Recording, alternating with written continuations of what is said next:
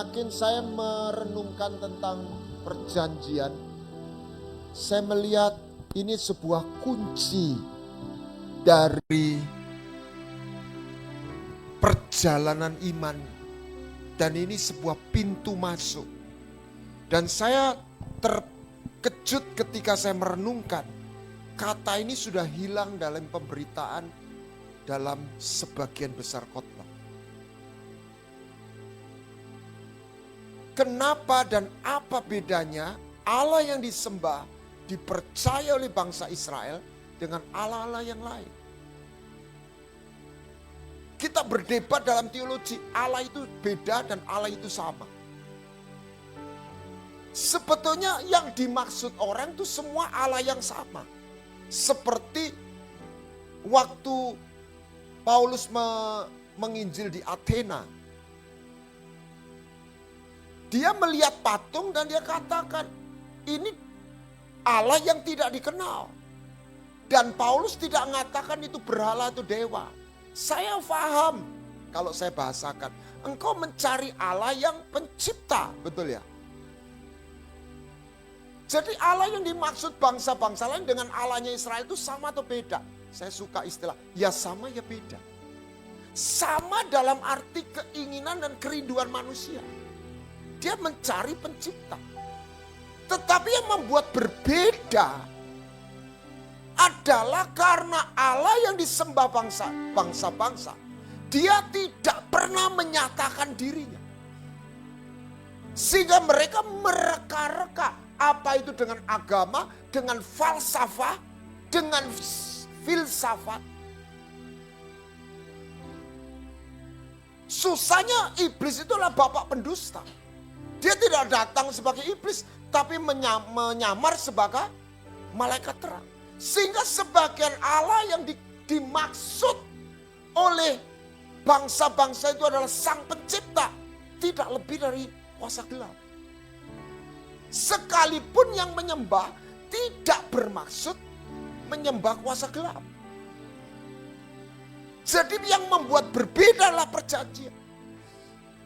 Sejak semula ketika Yahweh Elohim menjadikan manusia, dia membuat sebuah pola tatanan adalah covenant.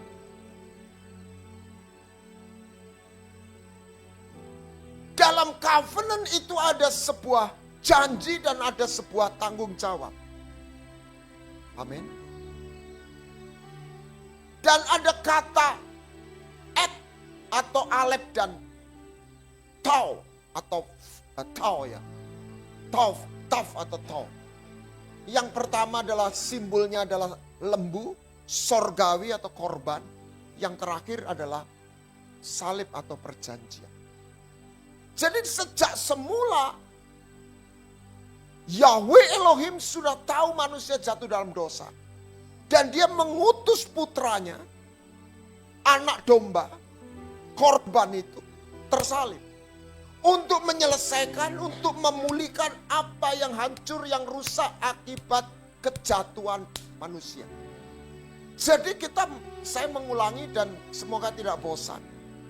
Kejatuhan manusia tidak sesederhana yang dipikir.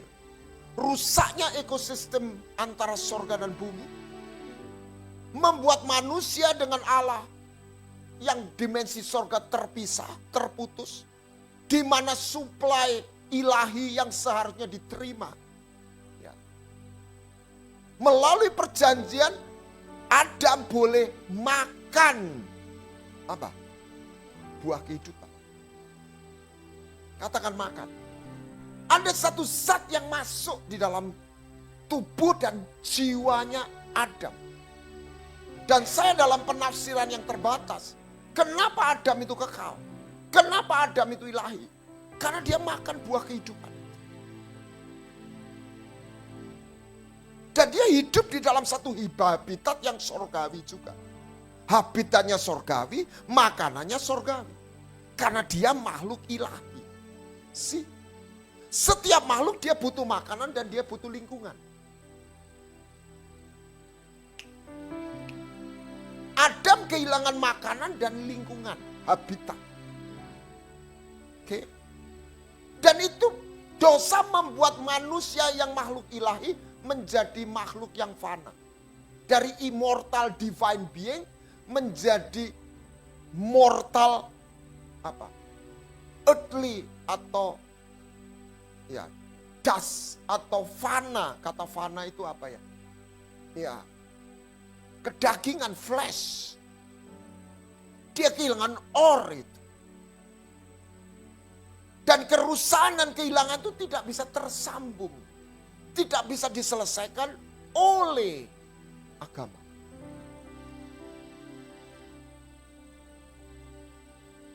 Tidak bisa diselesaikan dengan peraturan.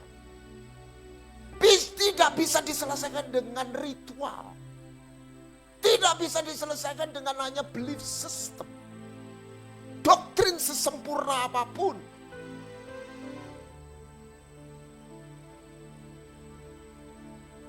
Hanya diselesaikan dengan sebuah hadirnya, dipulihkannya sebuah ikatan perjanjian. Nah, saya dalam perenungan ada 3 poin dalam perjanjian. Yang saya mau katakan, kematian kebangkitan Yesus, mulai kita lihat gambar besarnya, esensinya, bukan pengampunan, tapi perjanjian. Di dalam perjanjian, mohon maaf ini perenungan yang mungkin masih belum selesai. Ada penanggungan, penebusan, dibayar. Itulah pengampunan dosa. Jadi dosa itu membuat surga menuntut. Tetapi ketika manusia jatuh dalam dosa, ada 2 kekuatan yang menuntut, dosa dan maut. Ingat, bukan dosa toh. Roma 5 pasal 5 kalau nggak salah. Sebab setiap orang berdosa dan maut berkuasa sejak dalam Adam sampai. Sehingga termasuk orang yang tidak berbuat dosa, ternyata dia dalam kekuasaan maut. Jadi dalam perjanjian ada 3 poin yang dalam perenungan saya. Yang pertama dalam menanggung. Dia yang bayar.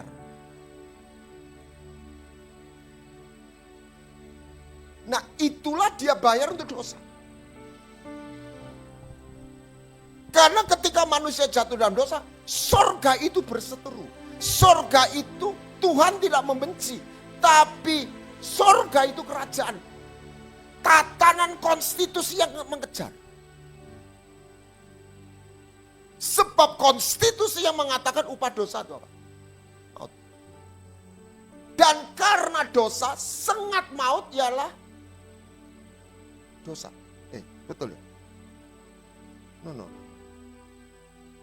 Sengat maut itu dosa. Kuasa dosa itu hukum Taurat. Jadi begini, pernah merenungkan enggak ayat itu? Bingung enggak? Sengat maut itu dosa. 1 Korintus 15 ayat 55, 56. Sengat maut itu dosa. Jadi maut dia bisa menuding, bisa menuntut, bisa mendakwa karena ada dosa. Dan dosa itu terjadi karena ada peraturannya. Saya dulu bertahun-tahun bingung. Kalau nggak ada hukum Taurat tidak ada dosa. Loh kalau gitu, logika. Gitu enak, gak pakai hukum Taurat karena dosa. Tunggu dulu. Memang tidak dituntut secara peraturan, tapi ada maut yang menuntut. Karena ada keberadaan dosa. Memang perbuatan dosanya tidak tertuntut. Dia bisa menuntut karena ada dosa. Ada pijaan. Tetapi sebaliknya atau Taurat juga menuntut. Karena ada peraturan, ada pelanggaran. Seperti apa tuh Pak? Gini, kalau ada peraturan jangan menebang hutan. Kalau ada peraturan tuh orang menebang hutan, apa yang terjadi? Ditangkap polisi. Polisi hutan, apa itu namanya? KPK, polisi kehutanan. Ada itu. Tetapi kalau tidak ada peraturan bisa ditangkap enggak? Tidak. Tapi terus nebangi. Akibatnya apa? Longsor, banjir. Itulah sekalipun tidak ada peraturannya, tapi keberadaan dosa tetap memiliki kerusakan. Saya belum bisa menjelaskan secara. Jadi yang kedua, salib Kristus adalah covenant. Itu dia bukan hanya mengganti, dia membeli. Membeli. Jadi kalau ada orang utang, dikejar debt collector, dia dinikahi oleh seorang yang kaya raya. Jadi dia dibeli. Tuduhan, tuntutan debt collector itu berhadapan dengan yang punya. Makanya maut ketika orang jadi milik Yesus, dia berhadapan dengan Yesus. Jadi dia menanggung, tetapi orang bisa dibayar tanpa jadi miliknya. Tetapi ketika orang dibayar dan sekaligus jadi miliknya, itu bukan hanya hutangnya, terornya itu berhadapan dengan yang memiliki dia. Amin. Yang ketiga, melalui perjanjian, hidupnya Allah. Apa yang dimiliki Allah, di dalam Allah, di dalam Elohim, itu bisa diberikan, diimpartasikan kepada orang yang masuk dalam perjanjian. Yang kita butuhkan bukan hanya diampuni dosa. Jadi gini, ada orang dibebaskan. Ini persoalan orang dimasuk jadi narapidana. Sekian tahun dia di penjara. Oke, dia bebas. Persoalan nggak selesai. Dia kerja di mana? Anda tahu nggak itu persoalan orang lepas dari penjara? Dia sudah dikenal. Dia nggak punya nama baik. Dia nggak punya kepintaran lagi. Dia mati bukan karena dihukum. Karena dia nggak bisa makan. Dia nggak bisa kerja. Tapi bayangan narapidana itu lepas, ini istilahnya aja. Dia dinikahi atau diadopsi oleh seorang kaya raya. Dia bukan hanya bebas. Amin. Nah, kita terjebak, coba bayangkan. Kita terus bicara diampuni dosa.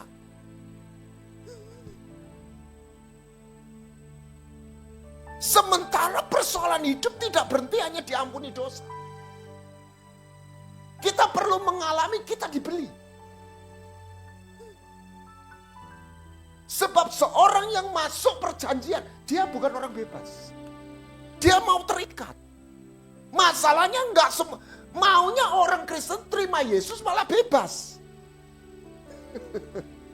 Aku bebas, aku bebas. Sepertinya dia bebas dari dosa. Dia jadi hamba kebenaran. Dia nggak bisa bebas, berhenti bebas. Kalau dia hanya lepas dari dosa, dia nggak jadi milik siapa. Tetap dia, saya khawatir dia akan tetap mati. Karena maut bisa menuntut. Yang ketiga, ditanggung. Itu apa itu istilahnya, ditebus atau apa. Yang kedua, dibeli, dimiliki. Ketika orang dimiliki, diadopsi, dibayar, sekaligus dimiliki. Maka semua utangnya, semua tuntutnya berhadapan dengan yang membeli. Amin. Yang ketiga, Tuhan Elohim itu diimpartasikan. Makanya itu makan dan minum. Makanya Tuhan bilang, dagingku itu betul-betul makanan. Darahku betul-betul minuman. Itu hanya terjadi melalui covenant, bukan hanya melalui penebusan. Sebab orang ditebus itu dibayar. Tapi perjanjian gak hanya dibayar, dibeli. Orang bisa dibayar tanpa dibeli. Betul? Ada orang utang saya bayari. Tapi kalau seorang budak, dia bukan hanya dibayar, dia dibayar sekaligus dia dibeli. Anggap saudara. Dan ini bukan budak ini hanya ditebus, dibayar, dibeli, dia dinikahi. Dia diadopsi. That's covenant. Dan itulah kunci perubahan nasib. Karena itu membuat orang itu tidak hanya dibebaskan, dia berubah statusnya, dia berubah identitasnya. Kalau dia berubah statusnya, identitasnya, dia berubah nasibnya. Salah satu adalah bagaimana semua trauma dalam subconscious dan sebagainya itu dilepas. Masuknya lewat perjanjian. Makanya 1 Korintus 1 ayat 15, pemberitaan salib itu adalah kebodohan. Tetapi bagi mereka yang percaya, bagi dunia, bagi mereka yang percaya, that's the power of God. Nah, menarik. Tuhan mengikat perjanjian dengan Abraham. Sebelumnya Tuhan memberi janji tanah, wilayah. Terus pertanyaannya Abraham gini, bagaimana aku tahu? Betul, perhatikan. Bagaimana aku tahu bahwa aku memiliki apa yang kau ucapkan? Come on. Kejadian 15 ayat berapa itu? 7 dan 8, coba ditayangkan. Jadi dikatakan suluh yang berapi lewat di antara potongan-potongan daging itu. Pada hari itulah Yahweh mengadakan perjanjian.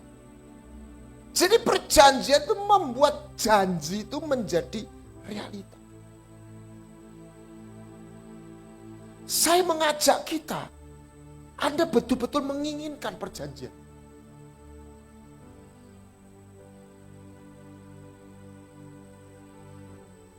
Amin. Nah, kalau bicara dosa, cukup Yesus mencurahkan darah. Darah itu punya banyak, menebus, membayar tuntutan dosa kan nyawa. Darah juga sekaligus memberi kehidupan. Tetapi tubuh yang 6 jam tergantung di atas kayu salib, itu menyedot dan menanggung semua kerusakan-kerusakan.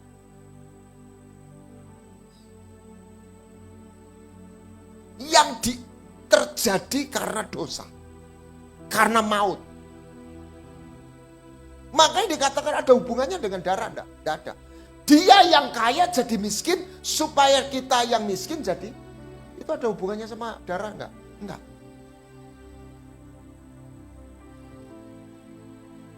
Jadi dalam perjanjian bukan hanya pengampunan. Dan yang kita butuhkan bukan hanya pengampunan. Yang kita butuhkan adalah kekuatan surga yang menopang, yang mengalir. Tetapi saya betul-betul melihat pemeliharaan Tuhan.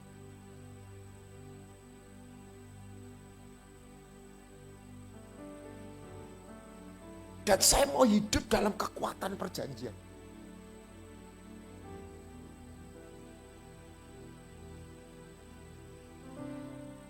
Jadi dalam perjanjian, itu Anda ditebus, ditanggung, tapi Anda dibeli. Plus perjanjian itu jalan masuk 2 jadi 1, sehingga hidupnya dia itu terimpartasi. Jadi dia nyedot, dia mencabut yang kotor, nyedot yang tidak ditanam oleh Bapa. Sekaligus dia mengalirkan hidupnya. Energi. Melalui perjanjian.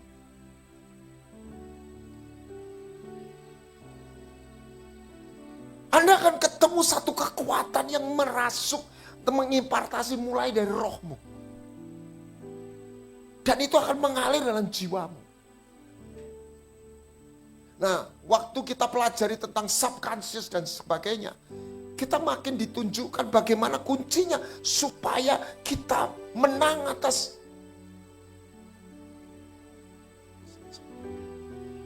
realita ini. Bahkan kita diberi kemampuan untuk mencipta realita. Mencipta tanda petik. Ini bocoran sedikit. Jadi saya terkejut ketika dalam Matius, jika matamu baik, melihat, itu pikiran. Good, bahasa Inggrisnya bukan yang lama, itu bukan good. If your eyes be single. Cek King James lama. Be single. Saya tafsirkan, itu saya ketika pikiran dan hatimu tuh selaras. Dep, dan kau berkatakan. Kekuatan. Dan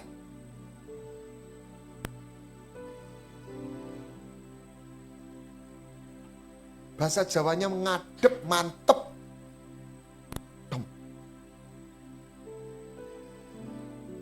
Nah, makanya dalam perjanjian, yang pertama ada penebusan. Ada penanggungan, dibayar. Apa itu ditanggung atau dibayar? Dibayar. Ya. Lah kita terjebak hanya berhenti dibayar. Kita tidak lanjutkan dibayar untuk dibeli. Karena seorang budak ketika dibayar, otomatis dia dibeli. Bukan cuma dibayar untuk bebas. Amin. Lah kita hanya berhenti dinarasikan kita dibayar. Aku bebas. Saya terus renungkan. Ternyata enggak. Kita dibayar untuk dibeli. Dia mati. Berapa itu Roma 7 ya. Ayat 4. Supaya kita jadi milik dia. Kita dibeli, kita ikut kematiannya dia yang bayar hukum Taurat. Tapi dia ingin melanjutkan kebangkitannya, kematian yang bayar hukum Taurat, kebangkitannya membuat kita melanjutkan dalam suatu ikatan perjanjian dengan pribadi yang hidup. Sebab kita nggak bisa jalan dan perjanjian dengan orang mati. Suami istri kalau salah satu mati, selesai.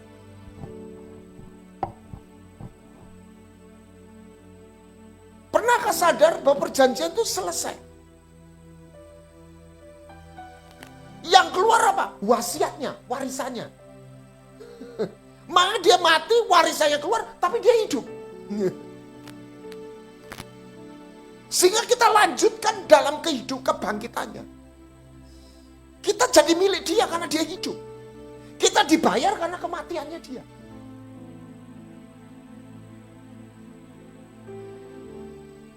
Amin. Sehingga kita tetap jadi milik dia. Kalau dia hanya mati saja, oke, saya sudah dibayar, utangku lunas. Saya milik siapa? Bukan milik siapa-siapa. Tapi saya sudah tidak utang lagi. Anggap. Tapi dia bangkit. Dan dia yang bayar.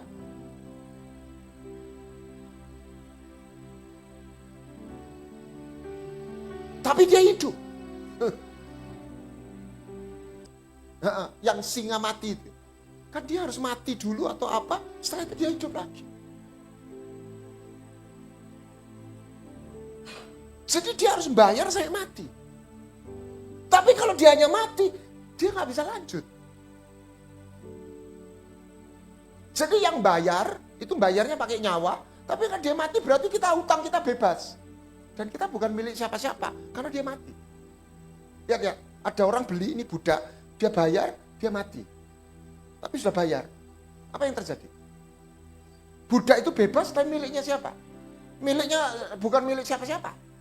Tapi kalau yang beli itu harus bayar mati, dia sudah dia berarti lunas, setelah itu hidup lagi, dia milik siapa?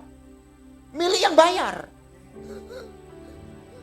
Jadi selama ini kita ini menafsirkan, menggambar langsung tidak langsung. Kita hanya bicara Yesus mati. Aku bebas, aku diampuni. Kita nggak bicara Yesus yang bangkit. Dia yang punya hak hidup kita. Dan kita hanya ingin jadi orang baik-baik. Kita ingin menikmati hidup kita sendiri. Paulus berkata, karena aku sadar satu orang mati, maka semua orang sudah mati. Supaya yang kita yang hidup bukan lagi hidup untuk diri kita. That's the way. Anda nggak bisa lepas dari situ. Kalau kita hanya terima penebusannya saja, kita nggak mau jadi milik dia. Apa tandanya kita jadi milik dia? Kita ikut. Bukan percaya loh, kita ikut. Kalau kita hanya minta, hanya menerima penebusannya, kita nggak mau jadi milik dia, artinya ikut. Gini misalnya, oke, mungkin bilang, oke saya bisa, sudah menikah, oke aku mau dinikahi. Tapi suaminya pergi, istrinya nggak mau ikut. Apa artinya? Itu istri bocengli. Betul nggak? Betul nggak? Kan dia jadi penolong, jadi miliknya suami. Suaminya pergi ke sana, ikut nggak? Teman saya bercerai. Kenapa? Suaminya kerja di sebuah Jawa Tengah, di kebun. Istrinya di Surabaya, mau hangout, mau ngopi. Dia nggak mau ke desa. Lama-lama, suaminya digondol orang. Siapa itu yang di China itu? Penginjil, siapa? Hudson Taylor. Dia seorang dokter, dia punya tunangan. Dia tunangannya tuh sayang sekali. Dia sayang sekali dan mereka saling mengasihi. Tapi Hudson Taylor jadi penginjil. Dia bilang gini, Hudson, aku sayang sama kamu. Aku mau menikah sama kamu. Kalau kamu jadi dokter. Dan Hudson Taylor memilih jadi penginjil dan ke China. Jadi nggak ikatan perjanjian. No. Kalau itu pun menikah di atas kertas, realitanya no. Statusnya hanya di kertas saja. Realitanya istrinya nggak mau ikut dia. No. Ayo. Bukankah firman itu cermin? Amin. Ingat, ketika kita masuk perjanjian, you never be ordinary person. Kenapa banyak orang jadi ordinary person? Karena dia hidup hanya dalam pengampunan dan pertolongan. Dia belum pernah belajar walk in the covenant. Nah, di situ baru adopsi, pentahiran, kelepasan, kuasa kebangkitan itu mengalir.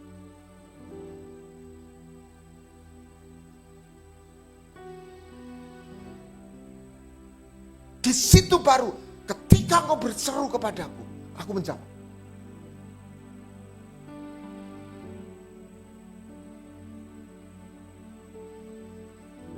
Di situ Tuhan itu hadir, ada. Sadhu Sundar Salvarez, dia memetakan. Ada 500 orang yang Tuhan menampakkan diri setelah dia bangkit. Berarti punya pengalaman supranatural. Nggak main-main. Tapi yang kumpul di kamar loteng berapa? Come on. 120. Berarti ada 380 orang. Dia ketemu Yesus. Diajak sendiri sama Yesus. Tapi dia tidak ikut. Jadi bukan pengalaman supranatural. Pada akhirnya, ultimate-nya yang menentukan. Naik ke surga, lihat ke surga. Bukan itu. Kerelaan kita untuk dimiliki. Saya tidak tahu bisa saja dia nyusul. Ya, kita nggak perlu menghayal. Tapi dia nggak ada di kamar loteng. Itu saya betul-betul gila ya. Nggak gampang.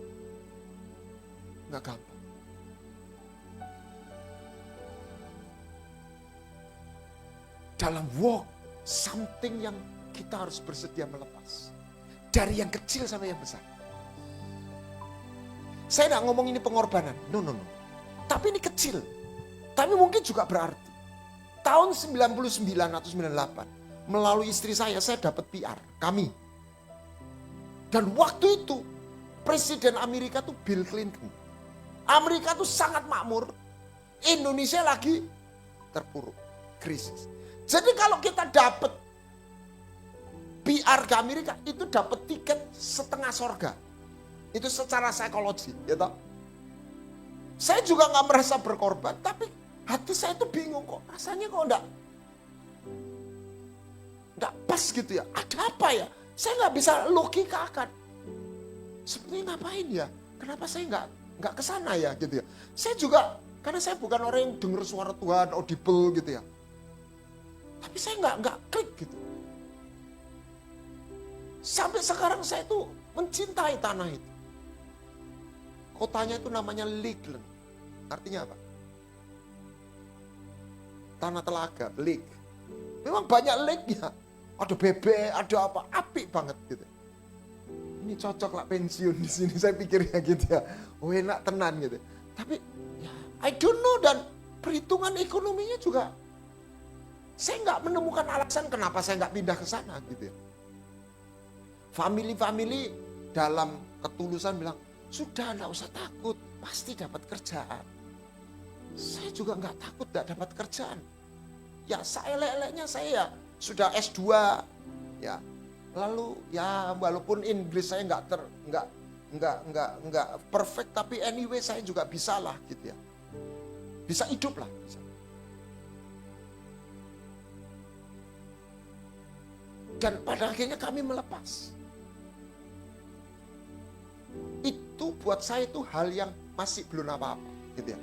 Bayangkan patah hatinya Hudson Taylor. Karena dia begitu sayang kepada kekasihnya. Tapi kekasihnya nggak mau dinikahi. Karena dia memilih jadi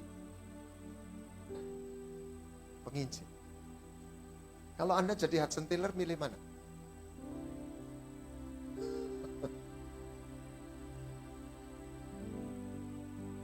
Hari ini banyak orang memilih menikah dengan orang gak seiman dan sebagainya. Itu pilihan. Itulah kamu. Dan saya salut dengan orang-orang yang dari seberang. Saya ketemu orang yang salah satu, dia pendiri dari PKS. Anak dari pendiri PKS. Dan dia punya warisan. Begitu dia memilih Kristus, selesai semua. Jadi nilainya miliar. Bukan mungkin double digit miliar. Bisa lepas? Tidak semua orang memilih. Jadi perjanjian membuat ada yang dilepas. Nah itu yang terjadi pada Israel. Dia gak mau lepas dari Mesir. Lalu kangen sama bawang prainya. Dia gak ingat sengsaranya. Jadi terkenang-kenang bawang prei. Apalagi itu daging, katanya enggak tahu daging apa, orang budak. Pasti bukan wagyu ya.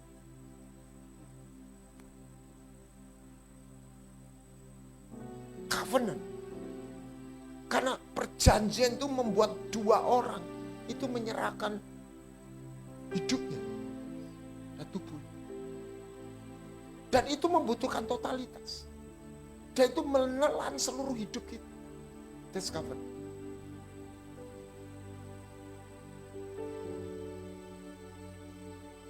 Tapi ketika engkau terikat, ada satu kekuatan yang menanggung, yang menopang hidup orang. Mazmur 91 tidak bicara orang percaya, sekedar percaya. Karena Mazmur 91 di awal, orang yang diam di dalam naungan yang mati berkata. Dan ditutup pasal ayat 15, apabila ia berseru pada, di awalnya, karena ia mengenal aku, mengenal nama. He know my name. He knows my name. Amin. Dan dia because he has loved me. Karena dia mengasihi aku. Dan dia mengenal nama. Maka apabila ia berseru padaku, aku akan menjawab. Aku akan meluput.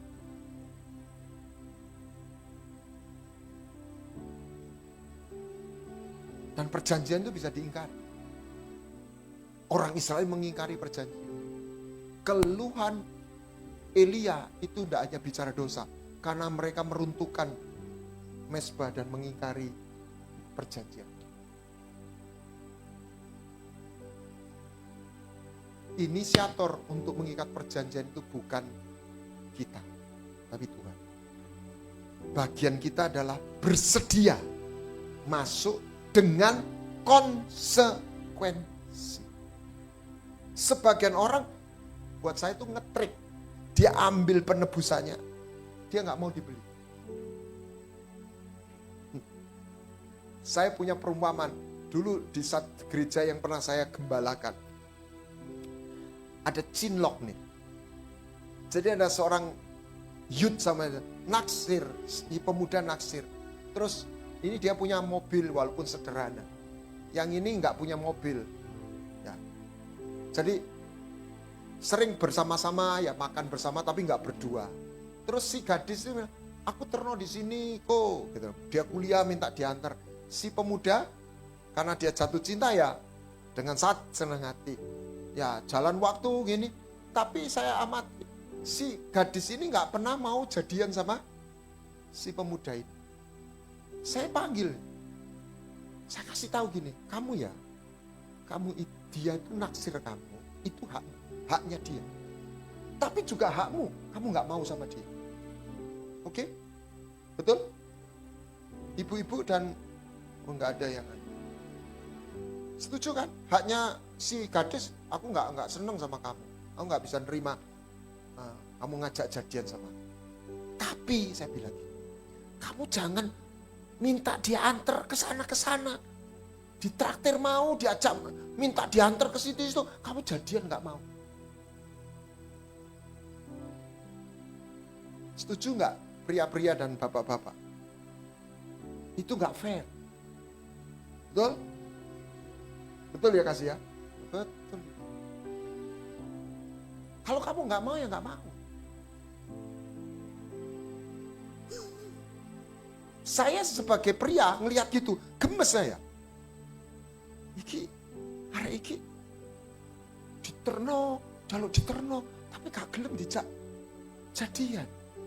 Bocingli saya bilang. Ini pemanfaatan.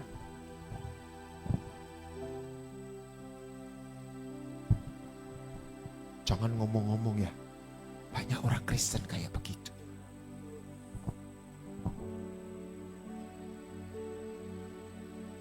Banyak kita nggak sadar kita hidup seperti itu. Kita nggak mau cover.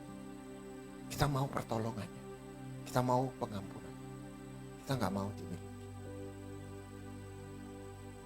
Oh Ramasyakapat. Kedagingan kita nggak akan mau dimiliki. Kita mau dengan ego kita.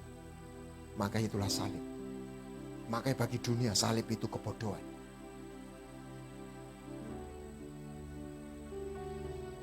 Tapi bagi mereka yang dipanggil, dialah kuasa dan hikmat Tuhan. Ayo kita masuk dalam perjanjian. Ujilah dia, ajak dia berperkara. Dia gak cari orang hebat. Tapi ketika orang berserah dan mempercayakan hidupnya kepada dia. Haleluya.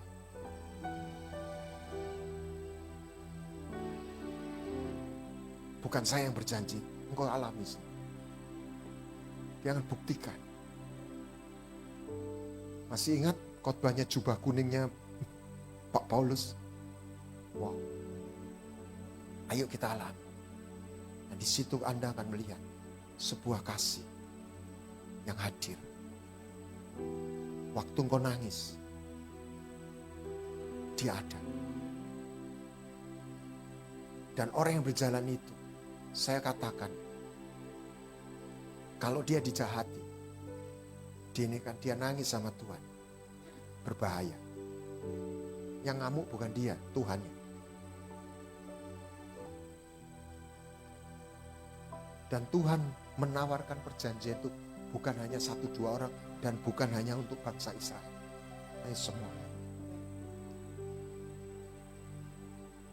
Orang-orang yang luar biasa, jangan lagi berpandangan orang hamba Tuhan yang terkenal atau apa. No. Orang yang berjalan dalam perjanjian. Dia akan dicatat. Dia akan dikenal oleh sorga. Karena cap meterai milik Yesus itu ada di dalam hidupnya. Amin. Dan perjanjian itu sifatnya present continuous tense.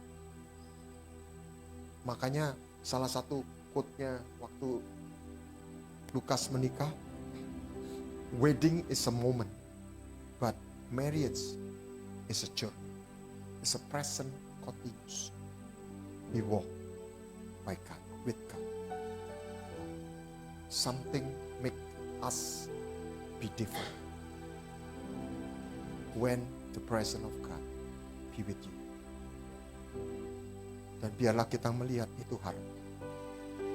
Ayo, saudara yang berseru, masuk perjanjiannya, berseru sama dia. Apapun, permohonan apapun. Ayo kita berperkara dengan Tuhan. Berhenti sekedar beragama Kristen. Saya khawatir semuanya banyak orang terjebak dalam sebuah ilusi agama Kristen. Dia tidak pernah betul-betul menemukan dan mengalami Tuhan dalam hidup. Saya jauh dari sempurna, tapi saya belajar mengikat perjanjian dengan dia. Saya masih ingat waktu anak saya menikah. Saya nggak tahu anak saya sudah ngerti. Saya cuma begini, Tuhan berikanlah pernyataan perjanjian yang sudah kau nyatakan pada aku. Kau berikan pada anak saya. Supaya dia bukan hanya percaya Yesus, tapi mereka masuk dalam perjanjian denganku. Di situ dia tidak hanya beragama. Saya tidak puas anak saya hanya dibaptis dan beragama, hanya datang ke gereja. Saya rindu mereka sungguh-sungguh mengenal dan dikenal Tuhan.